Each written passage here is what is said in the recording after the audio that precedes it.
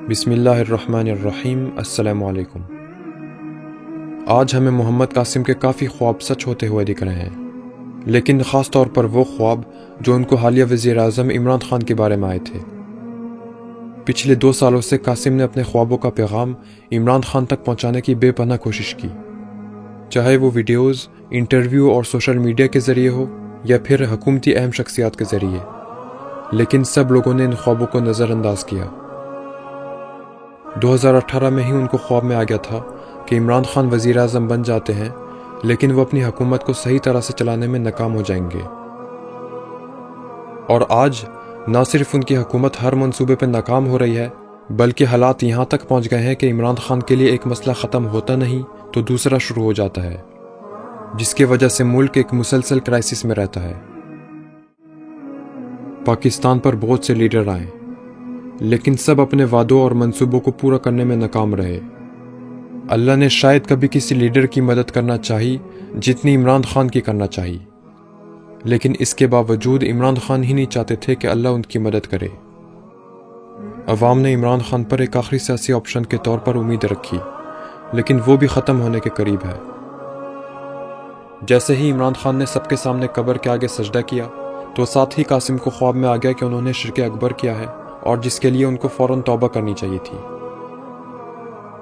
عمران خان کو ایک پاکستان جیسے مسلم ملک کے لیڈر ہونے کے طور پر ان کو اسی طرح سب کے سامنے اللہ سے توبہ کر کے اپنی غلطی کا اقرار کرنا چاہیے تھا، اور پھر سے اللہ کے سامنے سجدہ کرنا چاہیے تھا تاکہ ان کی توبہ قبول ہو۔ لیکن اس کے باوجود نہ تو انہوں نے اور نہ کسی عالم نے بھی ان کی غلطی کی اہمیت نہیں بتائی اور نہ توبہ کرنے کا کہا۔ اس سب کے بعد بھی اللہ نے عمران خان کو وزیر اعظم بننے کا موقع دیا، بلکہ ان کو کیسی گورننس کرنی چاہیے تھی اور کیا کام کرنے چاہیے تھے اور کیا نہیں کرنے چاہیے تھے، وہ بھی قاسم کے خوابوں کے ذریعے انفارم کیا۔ اگر وہ قاسم کے خوابوں کو سن کے ہی اپنی حکمت عملی بنا لیتے تو پھر بھی وہ کامیاب ہو سکتے تھے، لیکن اب وقت نکل چکا ہے اور بہت دیر ہو چکی ہے۔ جیسے کہ ایک خواب میں ان کو آیا تھا کہ اگر عمران خان نے صرف احتساب پہ ہی توجہ دی تو مہنگائی بڑھتی جائے گی اور پھر ان سے مہنگائی کنٹرول نہیں ہو سکے گی۔ لیکن عمران خان نے پاکستان کی عوام اور غریبوں کو اگنور کیا اور مہنگائی کی وجہ سے ان کے حالات اور خراب ہوتے گئے۔ پھر ان سے نہ تو صحیح طرح سے احتساب ہوا اور نہ ان سے مہنگائی کنٹرول ہو سکی۔ اللہ نے ان خوابوں کے ذریعے مدد کرنا چاہی، لیکن انہوں نے چاہا ہی نہیں کہ اللہ ان کی مدد کرے۔ ہمیں اور بھی دیگر خوابوں میں ملتا ہے کہ عمران خان صاحب کو اپنی پارٹی میں گروہ بندی اور کولیشن پارٹنرز کی طرف سے بہت سے مسائل کا سامنا کرنا پڑتا ہے۔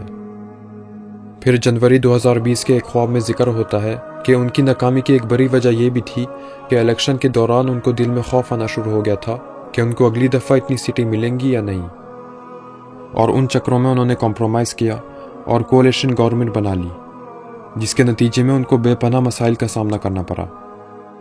لیکن اس دوران لوگوں کے حالات ٹھیک کر کے وہ عوام میں اپنا اعتماد قائم کر سکتے تھے، اور اس کے بعد وہ اسمبلیاں توڑ کے میجورٹی کے ساتھ الیکٹ ہوتے۔ لیکن انہوں نے ان راستوں میں سے کوئی بھی راستہ اختیار نہیں کیا، کیونکہ انہوں نے اللہ پہ بھروسہ نہیں رکھا اور اپنے اس شرک کی طرف کبھی دھیان نہیں دیا۔ لیکن اللہ نے پھر بھی ان خوابوں کے ذریعے مدد کرنا چاہی۔ اس کے علاوہ 1 اگست 2018 کے خواب میں قاسم نے دیکھا کہ ایک قدرتی آفت کی وجہ سے لوگوں کے کاروبار متاثر ہوتے ہیں۔ اس خواب میں لوگ کاشتکاری کر رہے ہوتے ہیں تو اچانک سے زمین کا ایک بڑا حصہ دھس جاتا ہے۔ تو اگر آپ موجودہ حالات کو دیکھیں تو کورونا کی وجہ سے بھی بہت سے لوگوں کے بزنس افیکٹ ہوئے ہیں، اور نہ صرف ان کے بزنس بلکہ پاکستان کی معیشت بھی افیکٹ ہوئی ہے۔